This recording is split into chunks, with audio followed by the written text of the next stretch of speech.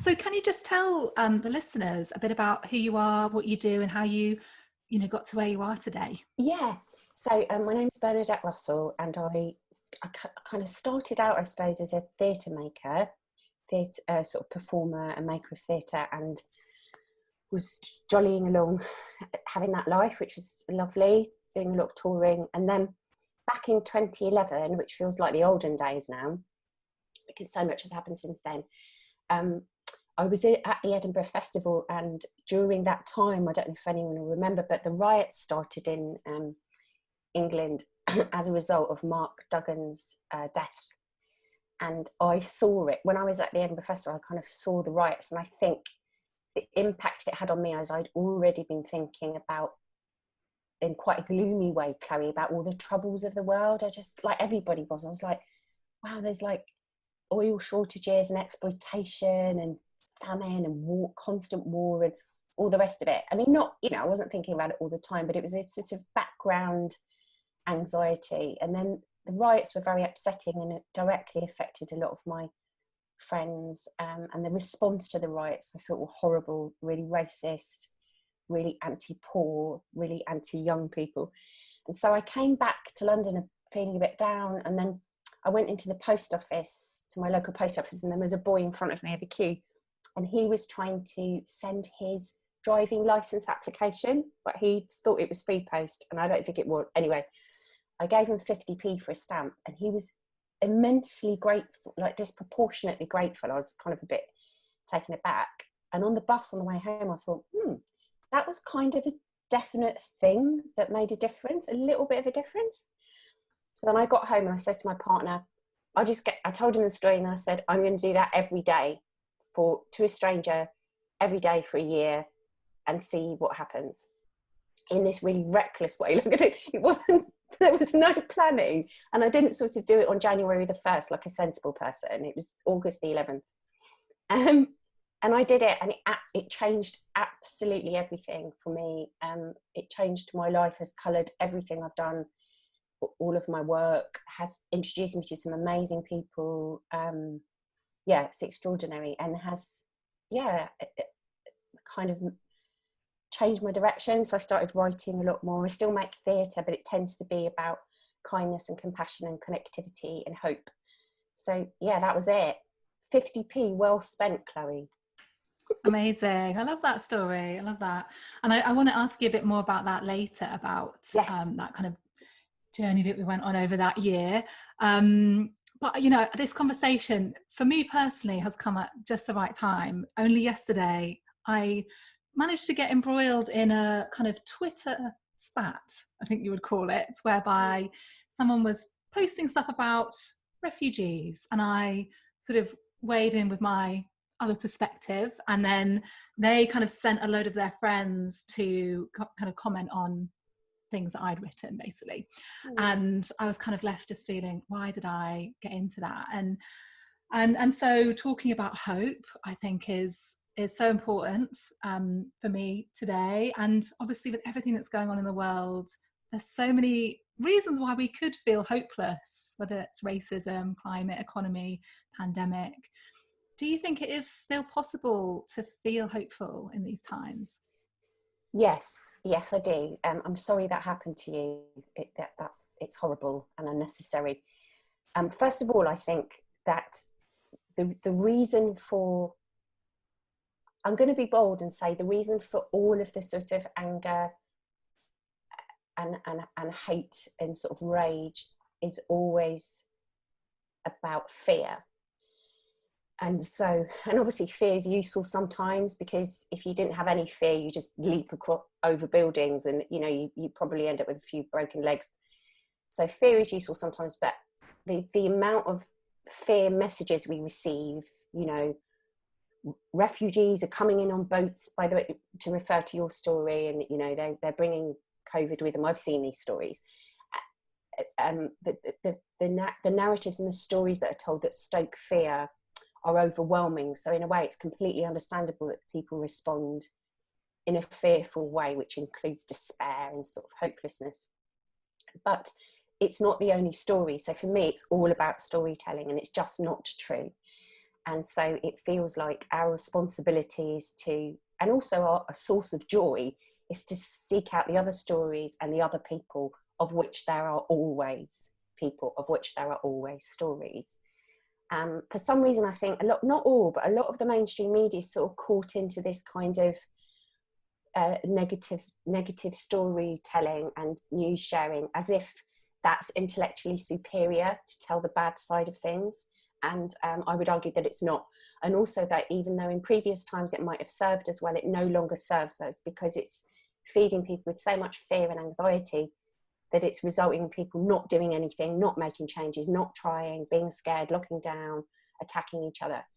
So it no longer serves us. And I feel like there's a lot of hope in the fact actually what we can do, and you do it in your work as well, Chloe, is say, okay, there are all these troubles, but there are also this organisation in Uganda who are helping the local community plant a forest and start their own farm. And there is also this amazing school in Barnsley who are taking out care packages to old people nearby. And there are also these amazing refugees who've contributed brilliantly to the village that they arrived in Wales, and that community is getting on amazingly and supporting each other. So it's about stories, and also, you know, just moving away from that foamy, frothy negative space. Because Twitter can be amazing too as well, right? Don't know how I feel about Twitter these days. I feel like it's become quite toxic in many ways. But Yeah, I'm maybe not looking out the right, I need to be searching out those better stories, clearly. I think it's good I'm quite ruthless, because I think that we've got this incredible democratic tool. It's still democratic space, I think, social media, which we can use to platform stories, amplify voices that need amplifying and support. We can do that still. We still have the power to do it. So I would just say, you're going to hear the bad news anyway, guaranteed. So get rid of them. Just don't follow those accounts that feed that stuff.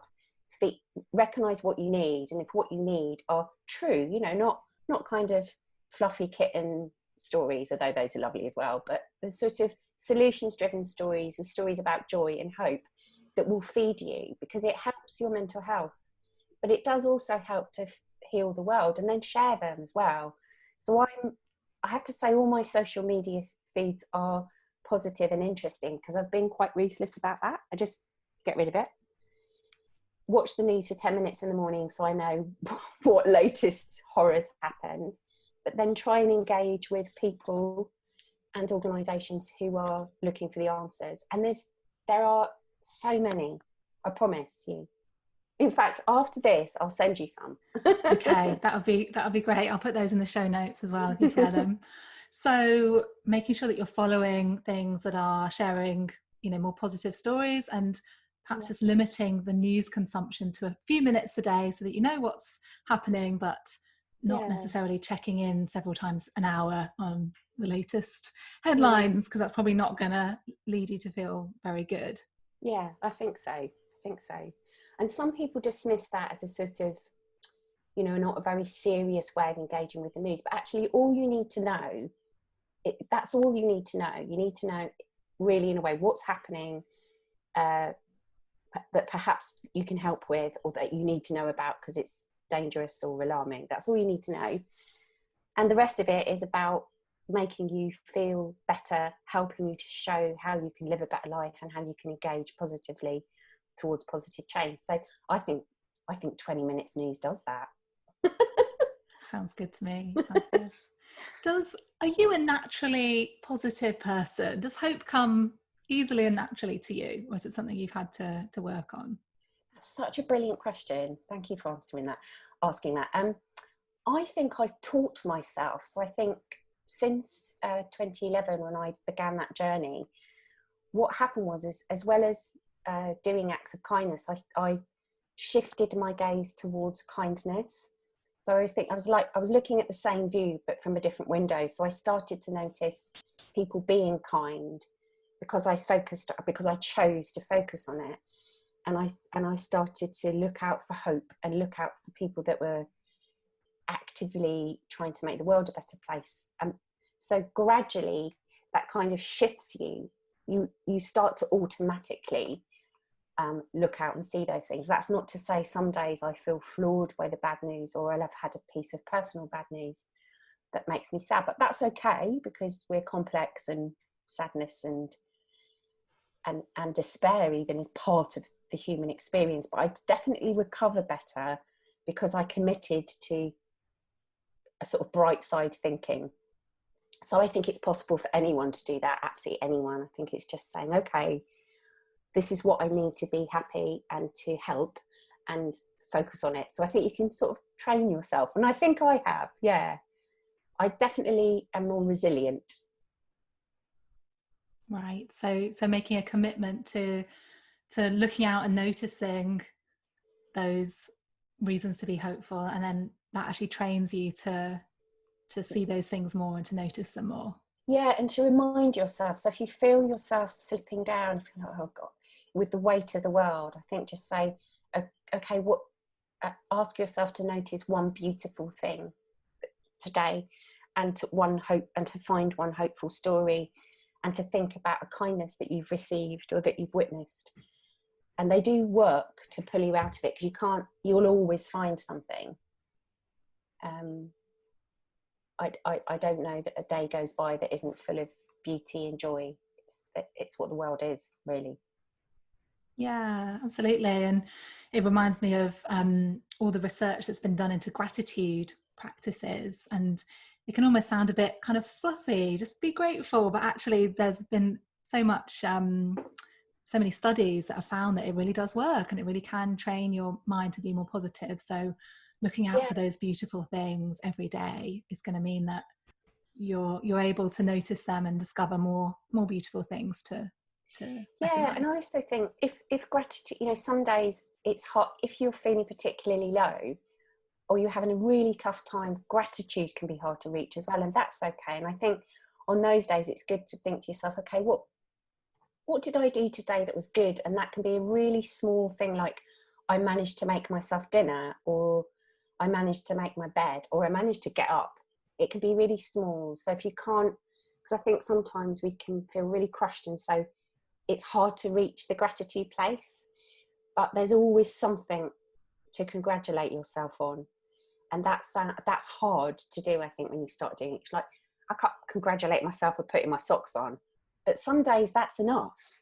If you're really, really flattened, it's enough that you manage to have your dinner or go out for a walk. So Yeah, yeah. I think we need to be really gentle with ourselves as well. We're in challenging times, aren't we?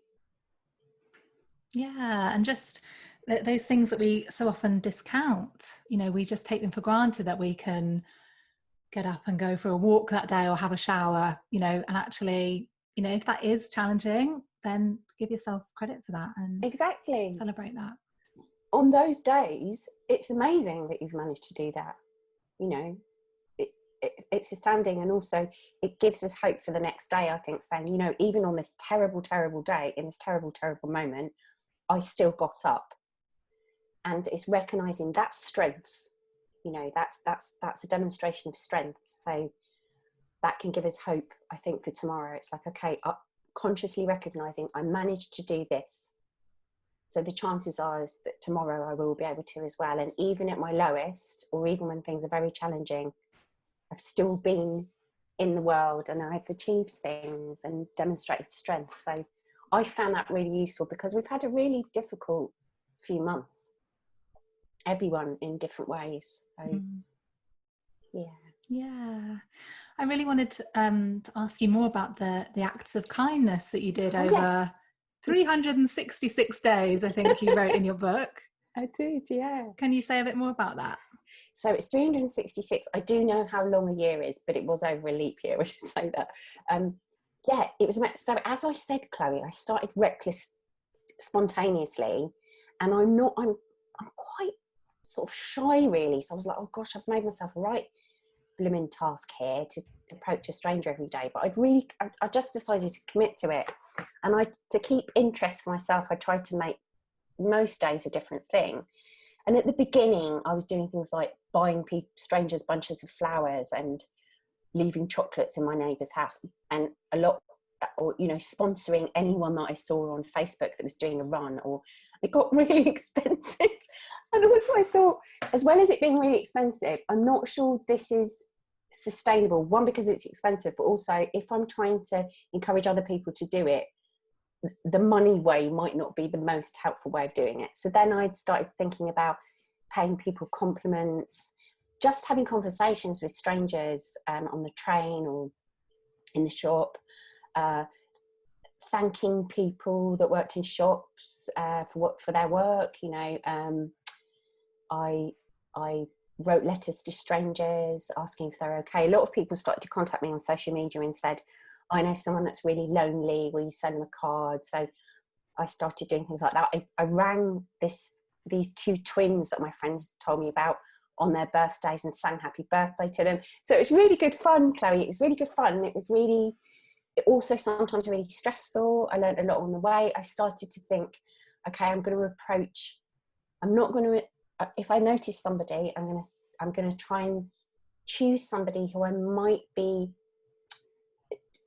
less inclined to talk to, because they, for whatever reason, because we all have bias, they might look a bit frightening or a bit, you know. I remember one time I was on this train and there was this man and he had an incredibly loud, really posh voice. I looked at him and I thought, I noticed I had a bias because he had a loud voice and he was posh, and I was like, that's ridiculous, I don't know this man. So I went over and talked to him, and he and I had such a brilliant conversation. He was amazing. And so I think learning that a kindness can be starting a conversation, recognizing that you might have a bias towards somebody because they're in some way not like the sort of people you know, and heading for that and being proved wrong, which it was always a delight. It was always lovely talking to people. There's only one time in the whole year that it didn't work out so well, which is pretty good statistically, and that was at Euston Station. And I think that was just because, to be fair, people are rushing around trying to get their trains, and they were like, why are you probably thought I was trying to sell them a mobile phone deal or something. But it was absolutely delightful. And I sent things through the post. I made things for people. I decorated complete strangers' paths to their house with welcome home things. It was really, it was lovely. And people joined in and all made suggestions. It was really great. That's so amazing. I love that you shared all those examples there. It's definitely given me some inspiration to do more of that. And I think especially if you're somebody that is a bit shy, you know, this could be a really amazing way to challenge yourself in a kind of gentle and positive way, to show yourself that you can go and speak to someone or strike a conversation, or go and you know, move past fears, or, you know, your misconceptions that you might have about somebody. Could be a really, you know, good thing to do for people that are on the shy side, to help them to overcome that in the process. And it was interesting because some days, Chloe, I was like, do you know, I haven't got it in me today to go up and talk to someone. And those, you can do other things, like, you know, you can write someone a letter.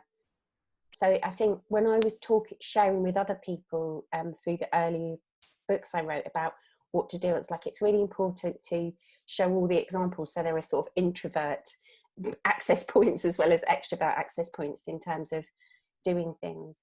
And it's hugely beneficial to your mental health, because you just get this massive hit of serotonin, and of which I didn't even know what that word was when I started, and oxytocin and all the good mood hormone, mood lifters. So it's intense. You're kind of constantly on a high, and it really counters cortisol, which is a stress hormone that we can suffer with. So it really does, it's immediate payback. It's great. I love it. Yeah. I had Dr. David Hamilton on the podcast a couple of months ago, and he talks about a lot of research that kindness is really good for your heart health. It's really good for lowering inflammation. There's loads of these physical effects that it has on us that go beyond just the kind of it's a nice thing to do. It has a real kind of physical impact on us. Yeah, I always say doing something from the goodness of your heart protects your heart.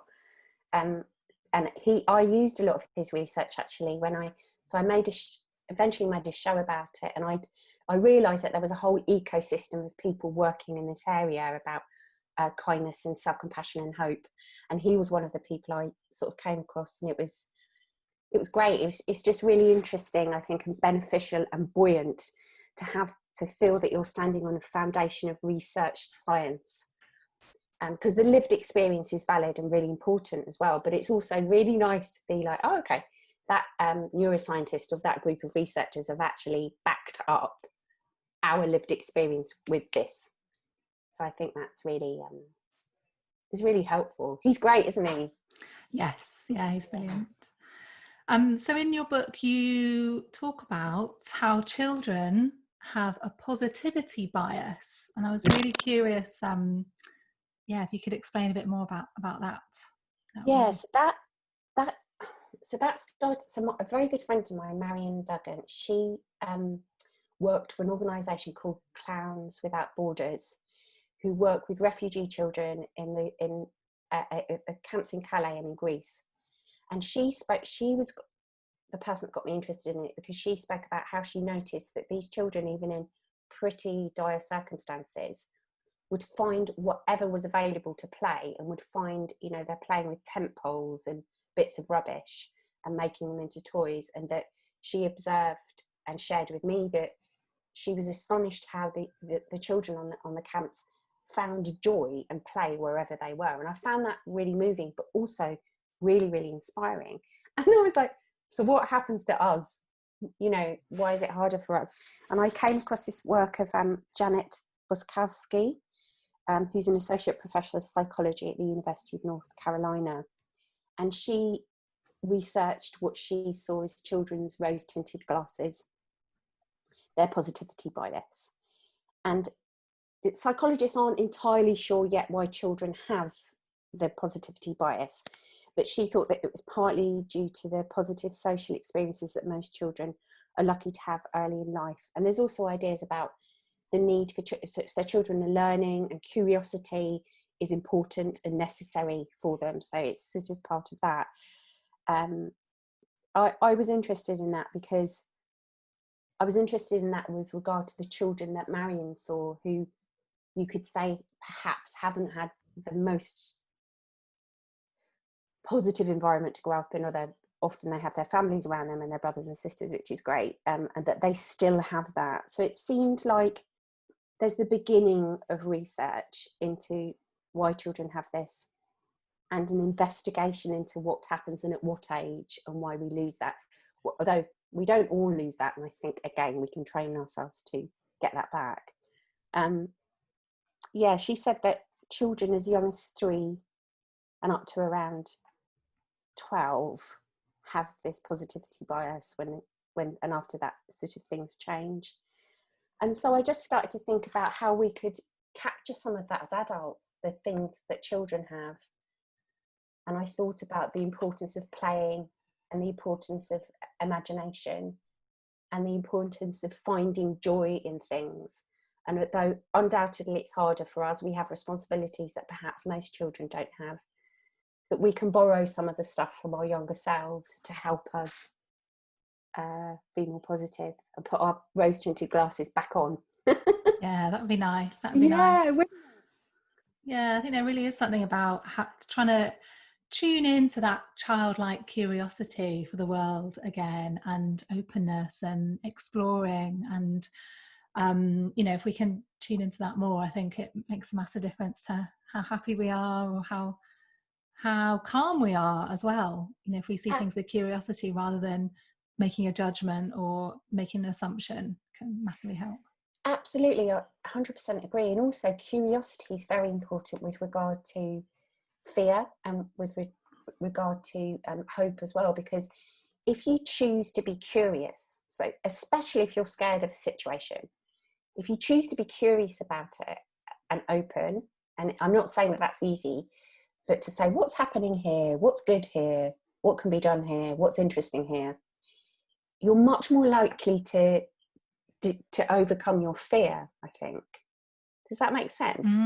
So I know that I do. If I try to walk towards things I'm scared of, with curiosity, because children do that, I think. And when you watch children, they do that. I mean, sometimes that's why we have to protect them, yeah, so they don't leap off, leap into the sea recklessly or whatever it is. But I think curiosity is something that we don't allow ourselves, and we don't allow ourselves to play enough. And in a way, play is an expression of curiosity and trying things out, which is why actually I think during COVID, the explosive expression of creativity, people being allowed to express themselves creatively and giving themselves permission, for me felt a really positive part of that curiosity, exploration, play for grown-ups as well. Yeah, amazing. I wanted to move on to talking a bit about our support network. Yeah. And I suppose it's something that perhaps has changed in certain ways through lockdown, maybe in some ways for the better, in some ways for the worse. And I know one of the topics that you sort of dig into in the book is around asking for help and the importance of support. Can you tell us a bit about that? Yeah, absolutely. So obviously, I mean, this applies to everything, I suppose. An important part an important part of being happy or recovering from not being happy is self-knowledge. And I think it's really useful. Hopefully, I think COVID or lockdown provided an opportunity for some people to do this, to say, what do I need? What do I need in order to be happy, in order to have a good life? So one, it's useful to define what a good life means to you, and that's fine, whatever that is. But also it's to recognise, and I think our interdependence on each other, our connectivity, was in sharp relief in a beautiful way during lockdown. So we were like, yeah, we need each other and we are connected, and that's a beautiful thing. So I think it's really important, in order to support yourself, in order to remain hopeful, to think about what you need, and literally I think about who do you go to when you need someone that's just going to make you laugh? That person, that friend, or that person's great, isn't it? Who are you going to go to if you need some really honest advice? Someone that's not going to mollycoddle you, that's just going to be like, this is how it is. Who are you going to go to if you need to borrow some money? Who are you going to go to if you need someone to help you with childcare or to walk your dog? Who are you going to go to have a really great night out? Who's that going to be? So you think about what constitutes your team and who you need. And I literally wrote it down. So I was like, actually, and I think it's useful if you identify that actually 3 people are covering a lot of those jobs for you, that's okay. But I think it's probably useful to think, actually, I could do with a bit of a wider net. And that's just to support yourself. And it's okay if you don't have that yet. It's okay. But it's worth thinking, I really could do with someone who can perhaps give me some really ruthless advice and looking out for that and sort of inviting that. So I think support work's really important. And also I don't know what you think, Chloe, but I hope that actually that's maybe revealed itself a little bit to us over the last few months, like who that person is who always makes you laugh and who that person is who can help you out if you need practical help. So it's being courageous about that. One, identifying what you need and literally keeping a list, and then sort of seeking them out, trying to fill in the gaps gently if you don't have somebody that you need, that you could do with, so you've got a really good support network. I love that. Yeah. I'm quite a big fan of writing things down. I mean, I hope it doesn't sound cold, but I just think it's a really useful way of helping yourself to focus on it. Absolutely. Yeah. It sort of solidifies it, I think, and Yeah. makes it more official than just having a kind of vague thought about something. If we write it down, it seems more solid. One quote that I'm just going to read from the book is, every single person in the world will need help at some point in their lives, and people who care about you would much rather you ask for their help than suffer alone. Yeah, I believe that to be true. It takes courage to ask for help. And it especially takes courage to ask for help when you feel low, because you're vulnerable. So it's useful if preceding that you've done yourself the favour of saying, actually, this is the person to go for this particular kind of help, or what, you know, the person that you're comfortable with approaching for that. But I think you can ask yourself the truth of that, and ask yourself, you know, if, for example, my friend Kate was in terrible trouble, would I rather she asked for help? Yes, I would. And you have to trust as well, I think, Chloe, that you just have to trust that if the person can't help you in the way that you're asking at that particular time, that they'll be honest and open about that, and you can have a conversation. So it is, again, it's about conquering fear in a way, and it's about love. It's about self-love, and it's about reaching out with love as well.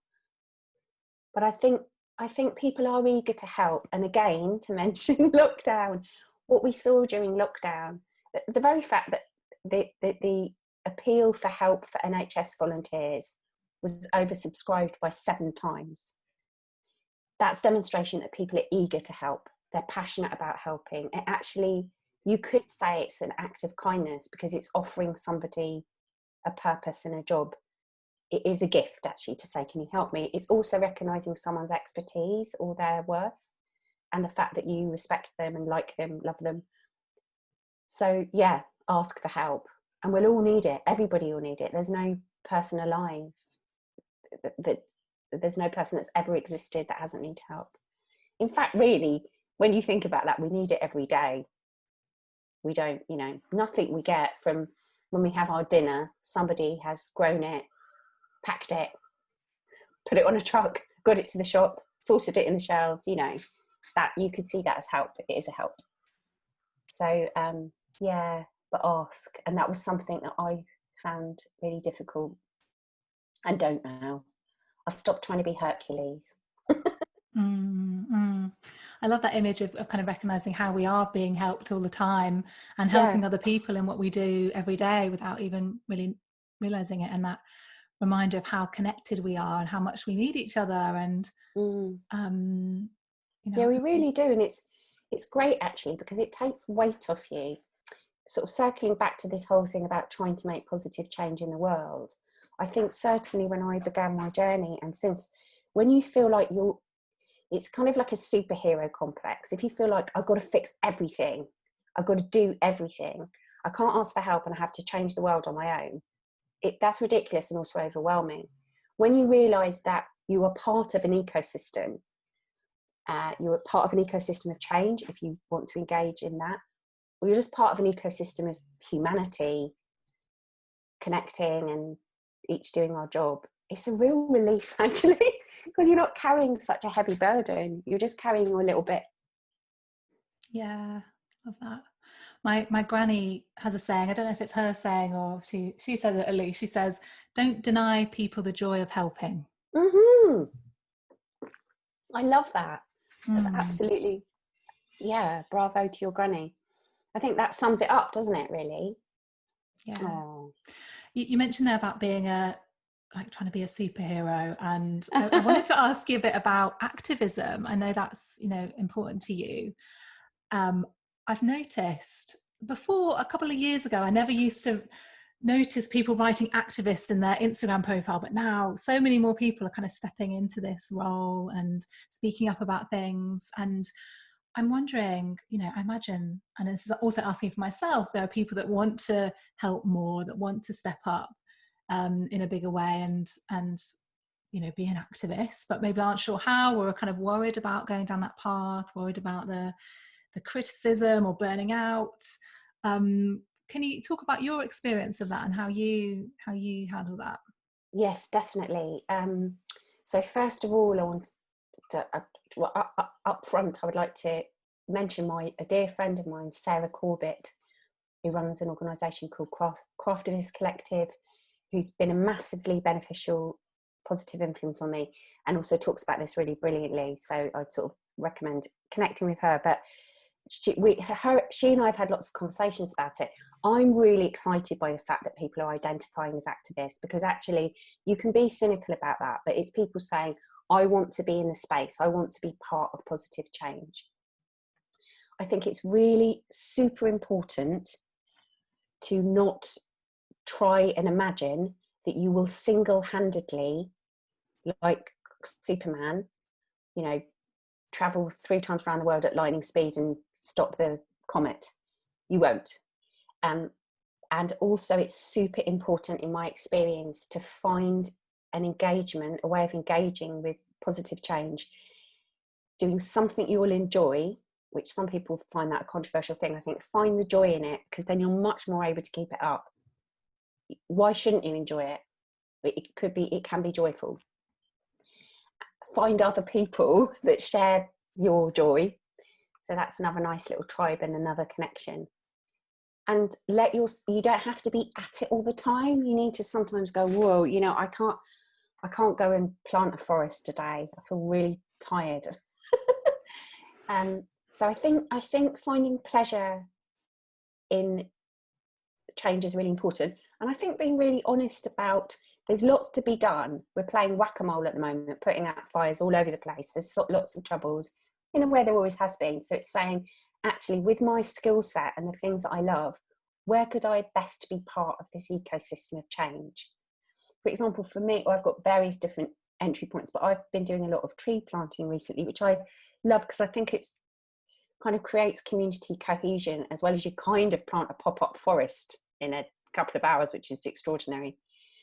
And other people engage in different ways, but I think it's really helped me to say, I really like this because I love meeting loads of different Londoners, and I really like being outside, and I really like planting trees. So it's been easier for me to sustain that because there's lots of joy and pleasure, and I've connected with other people. So I think just be honest with yourself about where you fit and what skills you could bring to the table, so you feel good. You should feel good about doing it. It's okay to feel good and to feel joy and pleasure. It's not just okay, it's essential, because then you're more likely to be able to keep it up. Whereas if you do something that makes you sad, or it isn't a good fit for you, I think you're much likely to give it up. Does that make sense? Yeah, that makes so much sense. Thank you for sharing that. Yeah, I think, it's going to be different for everyone, isn't it? And it's about finding what... There's so much to do as well. I have a friend of mine who's a retired teacher, really lovely. She was like, I really want to do something, but oh my gosh, everything's so overwhelming. And she was like, well, I've been a teacher for 40 years. So she then joined a refugee organisation, sort of helping refugee children with improving their English. And of course, they absolutely adore her. She's hilarious. She's a really good teacher. And that's just a win-win. It's a beautiful situation. So I think that's a good lesson as well. It's like, what am I good at? What do I love? Where can I go to contribute? Love it. Thank you. What about sort of going back again to sort of being hopeful? And I really wanted to ask you this before we finish the podcast, about what is your favourite practical tool for being more hopeful? Well, I've got 2 things that I do. One's a sort of long-term thing, and one's a daily practice. So I have a little hope collection, which I literally keep in a box, like a sort of positive Pandora's box, if you like. And I just put in it, sometimes it's pictures or little scraps of paper, all the things that make me hopeful. That might be people, it might be a little column from a magazine, it might be a photograph of something that's made me feel hopeful. And so when I feel a bit, and I add to it, so when I feel a bit like, oh gosh, everything's so hard, I just have a little peek in my positive Pandora's box. And I'd really recommend keeping a hope collection, because things can slip from your mind. You can forget, especially if you go into a sort of sad place, you can forget. And so having a collection is a really good thing. And it's quite a creative sort of nice thing. And you might prefer to, I don't know, make a collage or keep a journal, but I think a hope collection is really good. And secondly, as a daily practice, every single day, I look for a hopeful story. And interestingly, some days that's harder than others, but it is never impossible, ever. It's always possible. And often they'll be astonishing, but you can't, just absolutely boggling, amazing.